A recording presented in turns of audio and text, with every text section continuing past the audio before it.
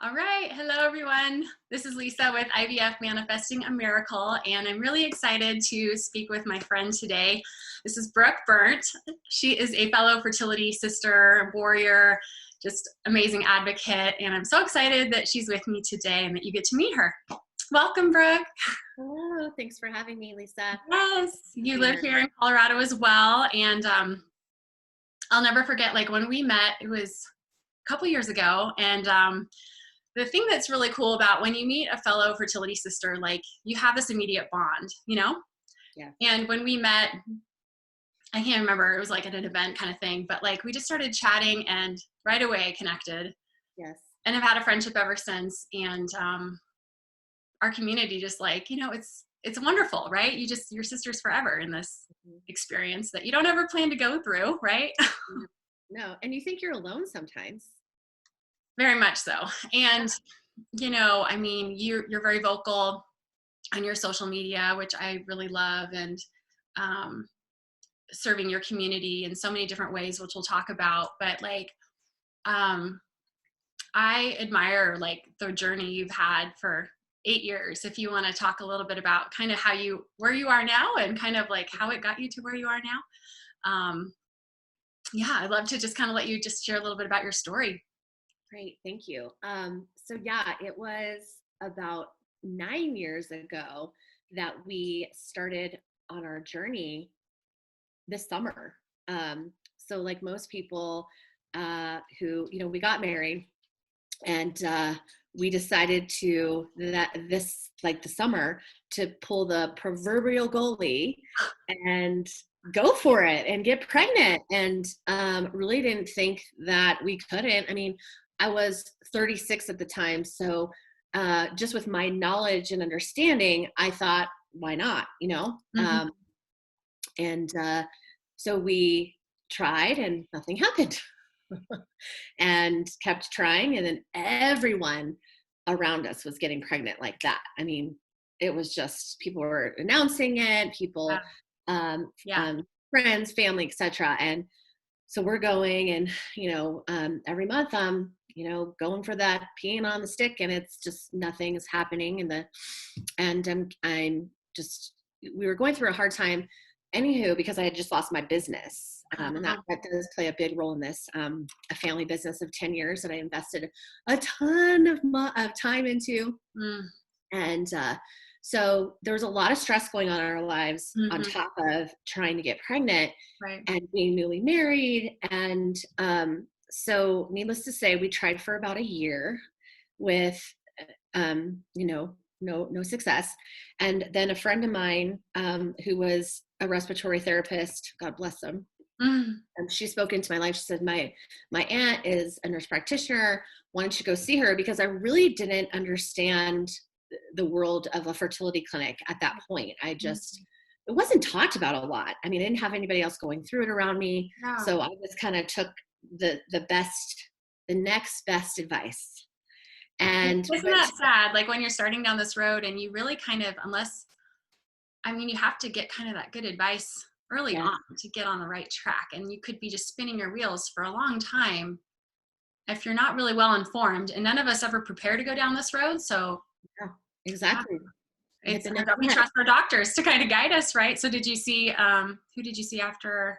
So I went to a nurse practitioner, who was a friend's aunt, and she did some testing, and everything looked good on paper. Yeah. And really, she's like, I don't understand why. So then we got some new insurance. My husband got a new job, and we were with Kaiser, which everybody knows. So with the information we had, we sought out to do an IUI, and I did the HSG testing and all the things. So we were really excited, because we're like, okay, well, nothing's wrong on paper, or no doctors telling us nothing's wrong. So we're going to go for it. And then my husband got a new job in the whole thing, because it takes so much time. It really does. I don't think people who are not in this world, the waiting is like one of the hardest things. I mean, it is. And all of the hoops you have to jump through, and you have to get all your information sent over, and then you've got to see the doctor and go to the doctor. So yes, it's so lengthy. And so then we were with Kaiser, but then I got dropped from Kaiser because we wanted to stay with them to pursue the IUI. And they said that I had a pre-existing condition, which was never verified. There was nothing. It was just because I'm the woman and we're not getting pregnant, it's on me. So it was like, what? So very frustrating in that. And then we sought out a reproductive clinic and pursued our IUIs there. Okay. So you did a few rounds of IUI beforehand? With this reproductive clinic they're just like, okay. And with the guidance of this nurse practitioner that I had seen, so I was like, I'm now in the world. I was like, where should I go? She's like, try this reproductive clinic. It was the Colorado Reproductive Clinic of Health, I think. Anywho, so did an IUI with them. Right, yeah. And went for it. At that time, it was $800 out of pocket, which was a lot of money for us because, like I said, I just lost my business and was like walking down. I was really searching for who I was. And I really thought, and I feel like there's a lot of people that might resonate with this, that a child was going to make this all better. Right. Yeah. I think a lot of women can relate to that. Right? Like, I just felt like this was going to fill the void, and pregnancy is it, and family is it. But little did I know that God had a different plan. So we had our first IUI and it did not work. And then they said, okay, let's try another. And so we tried another. And then as I was coming out, so my husband left because we kind of knew the drill. He's like, I'm going to go back to work now. As I laid there, you lay there for your 15 minutes and you're like, okay. And he's like, I got to get back to work. And then when I got out of the appointment, the front desk gal was like, I need this $800 today, which we didn't anticipate paying the $800 that day. It wasn't communicated to us before the procedure. And so I was bawling my face off because I was like, we don't have it today. Can we set up a payment plan? And she's like, she was just very rude, lack of compassion. This was how many IUIs had you had? The first? Two. Okay. You had 2 IUIs. Okay. Yes. Yep. And we didn't pursue. So basically our doctor was like, you need to do IVF after this because it didn't work. We were at our wits' end because financially we're like, we can't even wrap our head around $20,000 at this time. Yeah. And God showed us that we needed to restore our marriage because infertility, as so many people know, puts the biggest stress and strain on your marriage. Yeah. It affects multiple areas of your life. People think it's just a physical thing and the shots and the hormones and you go a little crazy. But no, it affects relationships. It affects friendships, work, friendships. Yeah. I mean, finances. It's a big thing. Yeah. I say now, like, I can handle all of the challenges with infertility, but what's hard is the unsolicited. So what's been hardest for me is unsolicited advice. So after that, we were on a journey to mend our marriage, and God showed us that. So we stopped trying with medicine, and just went on this amazing journey of God showing us, like, you guys need to put yourself first because I'm going to show you restoration, but you can't bring a child into this. Yeah. Where you guys are at. And I didn't know that then. And what I felt then, a lot of people could probably relate with, is bitterness, anger at God, anger at myself. I felt broken. I felt like we were broken. And God's thinking, is that any kind of world you want to bring the baby into, and even in your womb, right? Like all those feelings of the bitterness and the heartbreak and that's a really good reflection that I think a lot of people can take away from this. We'll get more into that with, like, you're looking back if you were giving advice, but I think feeling whole within yourself, feeling that strength in your marriage and that love inside, right, coming from that place is so key. And true intimacy, because when you are watching your cycle and you're like, let's have sex now, and you're just so disconnected because it becomes all about the process and not about connecting. Exactly. So we stopped trying. The stress was too much. We had a lot of things happening in our life that God wanted us to take a look at, and we just went on a beautiful journey with the Lord, and instead of what our time was, and trusting that his time was where we needed to be. So we did that for 6 6.5 years. So, and I was in a place in that period of time, Lisa, where I was wondering, is it adoption? Where are we going to go when we're ready to go back? And then just watching and exploring options, asking questions.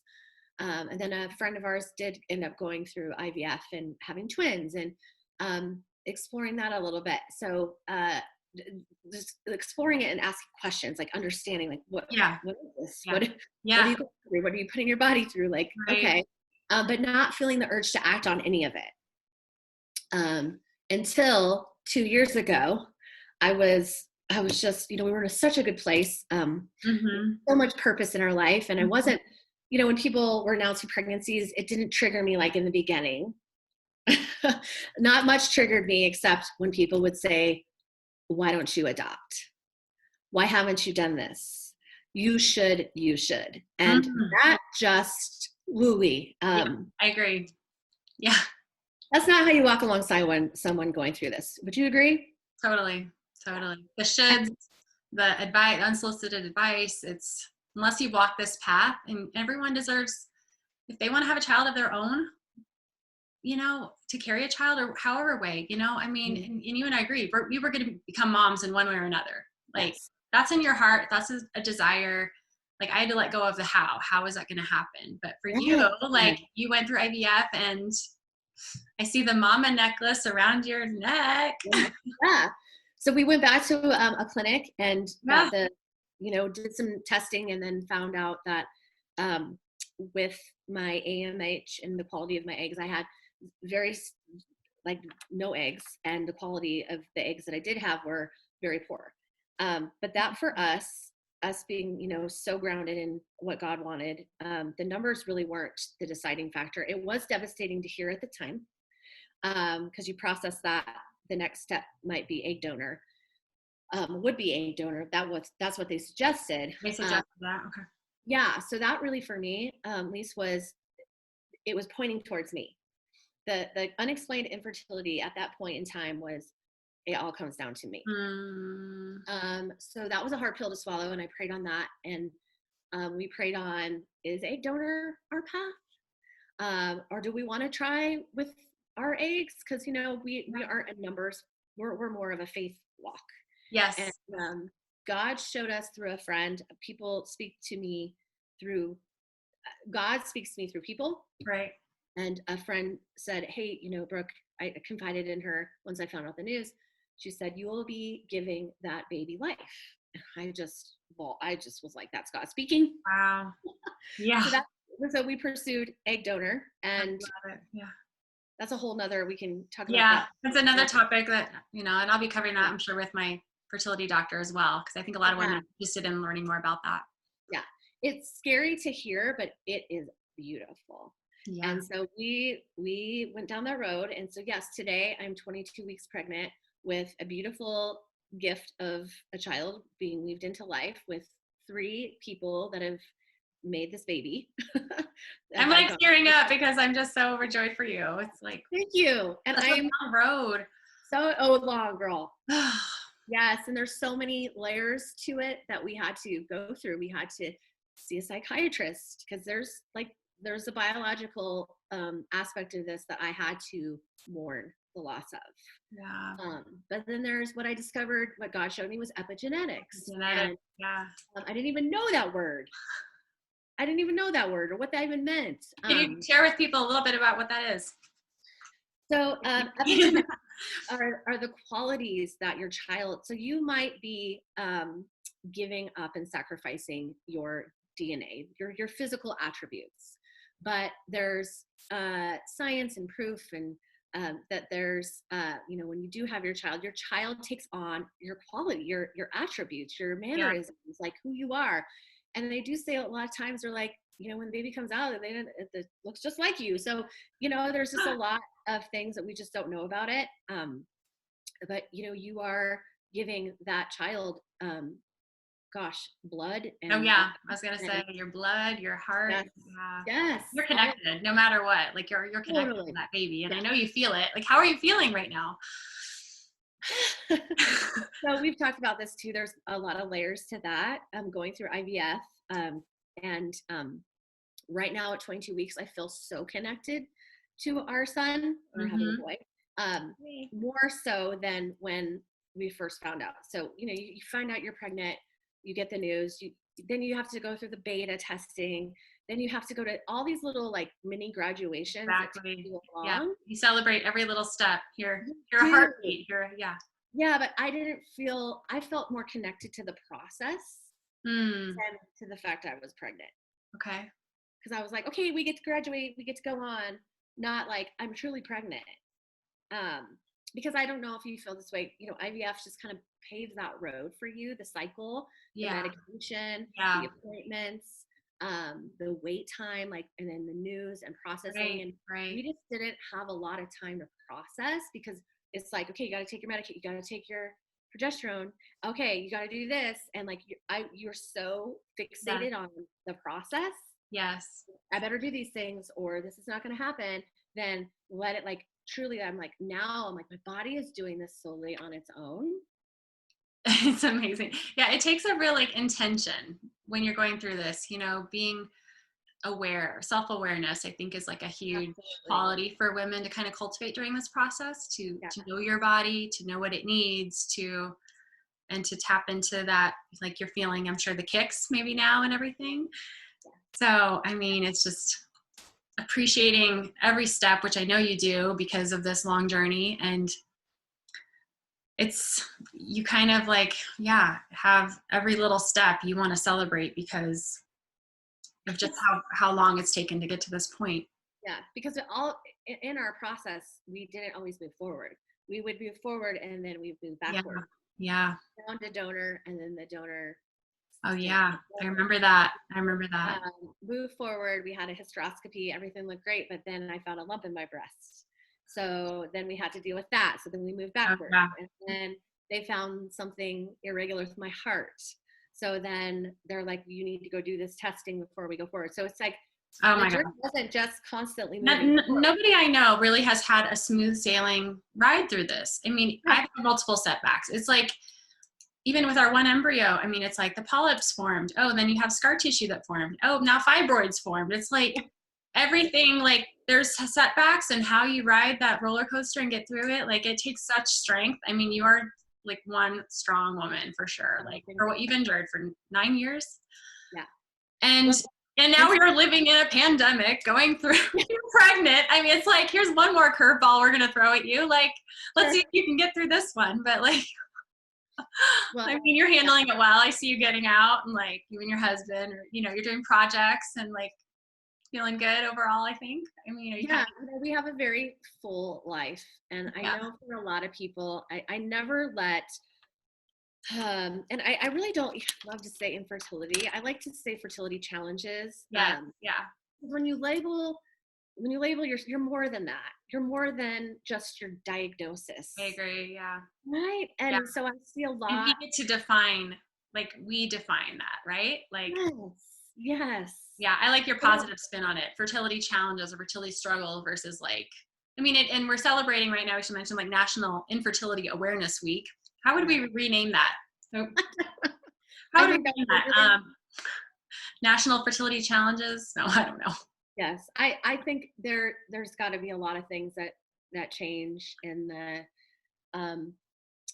space. Yeah, the language and things. Verbiage, a lot of, because people hold on to that and then they claim it as their identity. Oh, yeah, speaking my language. Yeah, I mean, you're more than what a diagnosis is. God is showing you. Like we've talked about, I'm so like my faith has just proven. God has just shown me so many things, and I'm like, I'm so solid in my faith that you guys, whatever you tell me, because we did, just to add, I have fibroids too, along with you, still have them. I had a surgery prior to our walk, that was a uterine embolization surgery. And my doctor at that point in time said, this will help keep everything intact if you want to have kids down the road. But then my fertility doctor was like, I'm so upset that he told you to have the surgery. This is not going to look good for you. But my first doctor prayed over me. Like, I knew in my heart that was God's work. And that surgery actually led us back to getting help.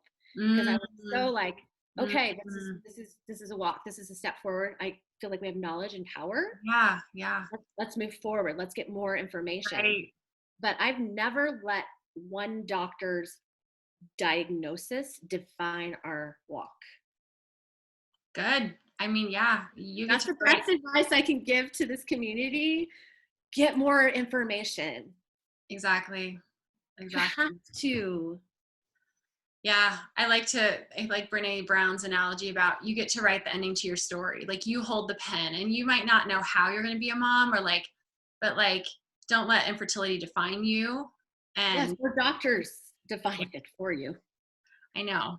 What If did you my friend recently did a talk with a friend and she talked about the white coat, something with white coat, but they tell you like they dictate and you're like, no, no, no. Like you can take control, right? There's more control in this than you realize. And I love like you're a big you're a leader with the Mamas in the Making group. yes. That's awesome. So you have some support groups kind of locally here in Colorado, right? Like one Yeah, based here. so you know, we went back to our fertility clinic, and then of course, so I've been very vocal on social media because I want to bring awareness. I'm so passionate about the community supporting our community. So with the lack of compassion that I've experienced on the receiving end, the unsolicited advice that I've received, I know that there's that now bounces off of me. Like I'm like, it's Yeah. just Yeah. Good. whatever. But I know there's a lot of people in our community who are so scared to share their truth because of this like attack of unsolicited Yeah. advice. Yeah. My heart knows that like adoption is not a default. Stop putting it on people. Stop it. It's not fair to the family looking to adopt. And it's not fair to that child coming into a home. Mm-hmm. Mm-hmm. It's got to stop. And I think the shift is happening the more we talk about our Yeah, experiences and our exactly. walks and what's been put on our hearts to become a Yeah. family, Yeah. right? Yeah. Everybody is different, and we're just Totally. taking pieces and we're taking information and layers and how we come into this world. And Kenny and I are both only children, so we prayed on that. We're like, we'd love to have our family go on. Mm-hmm. If we can do that, we're going to do that. And Mm. so that was something that we just held really like very true to us. My husband never felt the inkling to adopt, and God bless him. That's okay. Mm-hmm. That's okay. Yeah. We shouldn't Personal shame people. experience for everyone and personal choice. Yeah. Yeah, you shouldn't shame anyone into anything No. or shame them against it. So yeah, so I started, because I've been vocal on social media, and then I felt the lack of a very safe space to share my story, because every time I would share, even in my faith world, it was even used against me Oh my to share goodness. my truth, unfortunately. Mm. I was looking and seeking for a space to share my thoughts, my heart, my faith, my values, our truth. Yeah. And I found this place, Lisa, and I found it with you too. And I just, it brings me to tears because you've allowed me just to be, you've been like so supportive. So I thank you. I thank you for being bold and sharing this platform to help others. You are heaven sent. So yeah, I seeked out a group, and I was like, it's lacking. I need it. I need it for me.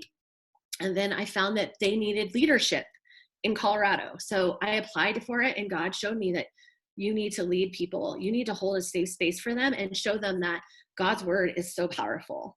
And I did that. So I applied in the midst of our whole journey. I applied for it. I was like, okay, God, show me this. This is, you want me here. And then, so it's been almost a year that I've been leading. I lead a local group in person twice a month, but it's gone virtual with everything going on. Yeah. But it's a national group. So if people Great. are feeling like they need a community in their where they live, they can look at Moms in the Making, and it's just blowing up. It's really such a great ministry. That's wonderful.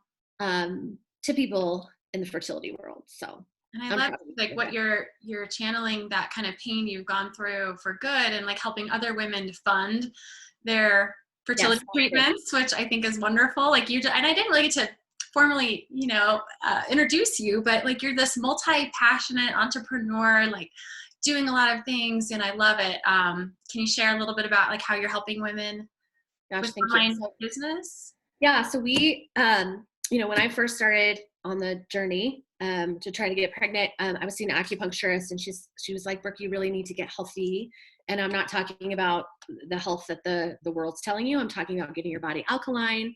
I'm telling you about, like, you know, really making it harmonic in your body. And so, you know, I was using nutrition at that time, and she loved it because it was botanical based. It was really mineral based nutrition that was going to help my body just reset, because I had been under a lot of stress. I owned a bar business, all the things. My body, my adrenals were shot, all the things. So, and then I decided to partner with the company, and it's been almost 7 years that I've been partnering with this company. And so I made the shift in realizing how financially just destroying it could be to be on this journey. It wasn't for us. God's blessed us. But watching people not even be able to pursue diagnosis, right? Like to get an ultrasound, to get the HSG, you know, that can cost a few grand or 3,000. Thankfully, well, you know, the law, you know, is going to go into effect in 2022 in Colorado, but thank goodness. I mean, we're so lucky. Colorado being the 18th state, but I know, but we have a long way to go. It takes time to go. And what, I mean, yes, we're at the 18th state. And yeah, so it's just unfortunate that people aren't able to build families. And so I want to help them with my business. And so that has been $500 a month can help a family put, you know, right? So because that's where we were. When we first looked at IVF, we couldn't do it because of finances. So I want to change. They say cost is the number one obstacle to getting clear. Cost. Number one. And that's just financial costs. And then we've talked about like all the other costs of the emotional costs and And especially if you're in this, and you can relate, Lisa, when you're going through your IVF cycle, all these appointments, right? I can't imagine having a full-time job going through that. Right. I was lucky and blessed enough. I mean, I know you have flexibility too with what you do. To have that flexibility. That's a key. I encourage people to have that flexibility in your job. And you have those really morning appointments. You got to go for blood work, draws, ultrasounds, recover from surgeries, recover from things. So, it's a lot. So, like, what drives you? Can you share like a little bit about like what drives you in this community? I mean, we've talked a lot, but like you want to make this experience, I know, easier for others, like less painful, but can you share kind of some reflections? Well, with our story, we love to create hope for what can happen. I know that the wait is hard. And when things don't go the way you think they should go on a timeline, and that can throw you back, can be really hard. So I'm so passionate about sharing our story to show that the wait is worth it. And you're not alone. And that, you know, empowering yourself, we have to be advocates for ourselves in this. And reaching out to people like you and being like, tell me more, asking questions, not feeling shame around it, but what's my next step? Can you help me, Lisa, with what you do? And just, you know, I get questions daily about how we chose our egg donor and whatnot. So I try to give people the best advice for them, because you have to do what's best for you. You have to, if you're a person of faith or you're spiritual, what have you, you gotta right? Like, you know, like we agree on this. You've got to really dive deep into your spiritual side. Very much. I mean, and you're changed. I'm sure you're not the same person when you started this. Oh, sister, people would like, I couldn't go baby showers. I was triggered by so much. And so in our walk, like nothing really, nothing really triggers me now, because I'm just not here's the thing, what people think, when you get pregnant, that it wipes the fertility challenge, it wipes your story and a clean slate. No. It just actually exacerbates it, because yes, I'm more anxious now than, I mean, I'm like, okay, because I just know so much more. But then that's when I lean on the Lord, and that's when all that anxiety just gets washed away. But yeah, I'm just really passionate about connecting people, the right people Right. with people, giving people information. Yeah. I truly believe, and maybe you agree with this or you don't, Lisa, that, we get as women pap smears at 21. Why aren't we getting a fertility blueprint? Yeah. Why aren't we knowing our egg quality, egg health?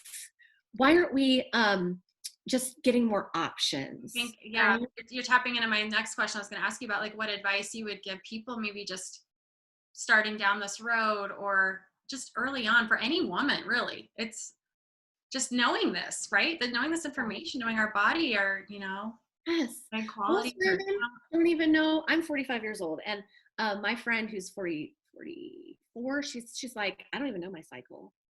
I don't even know when, right? So, Yeah. um, and there's so much technology to help us, right? There's so many Mhm. apps now. Um, I just say my best advice is get the big picture before you make decisions. Right. Lean into your spirituality, lean in, pray on it first. But Yeah. there's so much information now. It's so awesome. Like, I wish I would have known about egg freezing. I would have frozen my eggs. I wish I would have known how to really vet a fertility clinic. Mm, yeah. You and I had the same clinic at the end, right? Yes. And Bringing us our babies.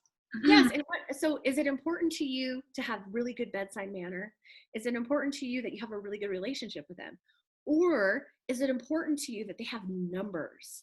And that was something that was important to us, to look at our fertility clinic's numbers for Yeah. who we were. I'm Right. 43 years old. I have all these things going on. Right. Are the numbers good? Because I do think that is pretty important when you Yeah. say, Oh, very that much. we're having results. For sure. For sure. Yeah. We can share. We went through conceptions, both of us. So Yes. And I think very highly of them. Wow. Overall, it was a very awesome experience. yeah. I think I would have asked some different questions and felt more confident um, in the beginning, just Yeah. kind of knowing Yeah. what I know now. But Right. that's what I did do that I'm proud of myself. I did reach out to people who had done egg donor IVF. Mm, And I reached out to them just like people are reaching out to me, and asked them questions. yeah. And that really empowered me. I love it. It's like our cycle, our community, that's, I think, what's unique about when you have gone through this and you're a fertility warrior, you will support another one, like, no matter what. Like, talk to Yeah. me, call me, I'll connect you with them. Like, it's just amazing. Like, all of our communities are just so Yes. strong. And I know you agree on that. I It's, do. I think we are the best support system because we know we've been there. I have a friend who's lost 4 babies, and she just found out she's pregnant again. And she reaches out to me because she's like, Brooke, I can trust you, because she didn't want to get pregnant again because she's still, and then she got pregnant, and I don't judge her.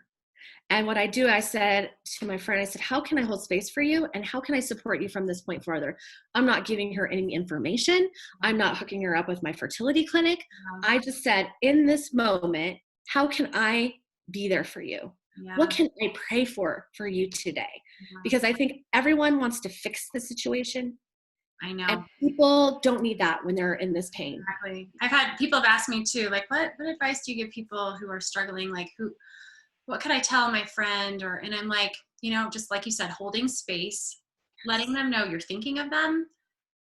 You acknowledge this must be really hard, what you're going through. Yes. And, like, just acknowledging, and Validating them. validate. Their pain is real. Send a card, send a phone call message. I mean, it's those little things, just. Yeah. We had a gal in our Moms in the Making group who just lost at 16 weeks in this pandemic. And our entire group, there's so many resources now. So there's like grieving boxes for moms who have lost. So I sent her a bracelet in memory of her daughter. So again, my friends who came into this group said, we didn't have this type of support. So we now want to support her how we feel that we weren't supported. Oh, that's really. How powerful is that?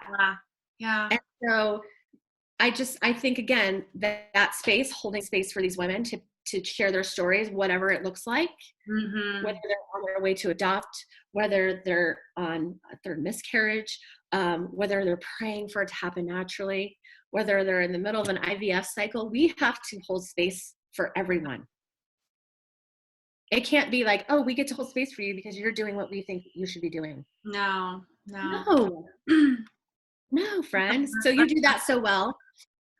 Thank you. Thank you so much. Yeah. Well, gosh, we could chat forever. I feel like we get gabbing. I love talking with you. Oh, I'm so honored. oh gosh, you're here. No, I just want to thank you for being who you are and being a friend and fertility sister of mine. And, we're here for each other. And for those who are in the Yes. wait, I'm available to talk with. I know Brooke is too. We're all here for everybody.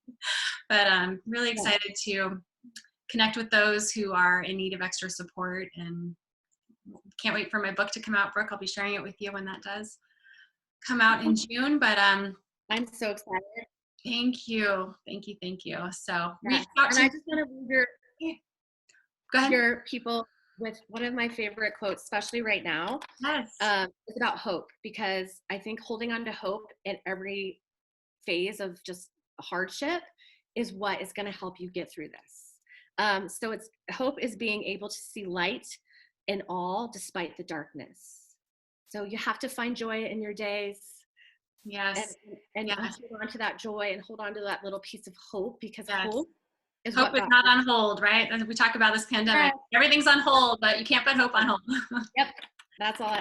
Well, reach out to me at ivfmanifestingamiracle.com. And Brooke, you're on social media, Brooke Berndt. Do you want to list your handle? I could put it in the link. Yeah, if you want to put it in the link. Yeah, it's Brooke Berndt 313. Yeah. So thank you for your All right. time. Love you. Thank you. Have a great day. You too. We'll talk soon. Bye.